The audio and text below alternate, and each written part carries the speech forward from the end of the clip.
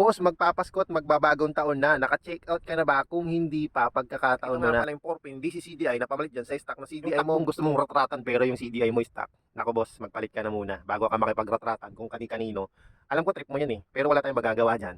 Pero bago yun mga boss, bago ka makipagratratan, magpalit ka muna ng CDI. Yung pang racing ang iset mo mga boss. Ang maganda nito, meron na siyang sticker na hindi basta-basta nasisira. Ito yung mga boss oh, racing mode. Ayun oh. Ayun yan mga boss. Ayan ang kinaganda nito. So, mamili ka na lang dyan kung anong trip mo, no? At least meron na nakalagay. Yung ibang ganito wala, no? Pero ito meron mga boss. So, maliit nga lang pero kita naman.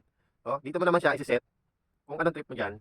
Kinaganda nito ay battery operated siya. Dahil 4-pin siya, ang ibig sabihin nun, battery operated yan mga boss. So, kung nagpaplano ka ang mag-battery operated, ito ang bibili mo, 4-pin DC CDI. O, titignan mo rin diyan kung naka-DC ka ba o naka-AC. Pero ang 4-pin ay madalas yan DC yan mga boss idol, no? So, kukuha tayo ng kuryente sa ating battery papunta doon sa ating engine mga boss. Engine.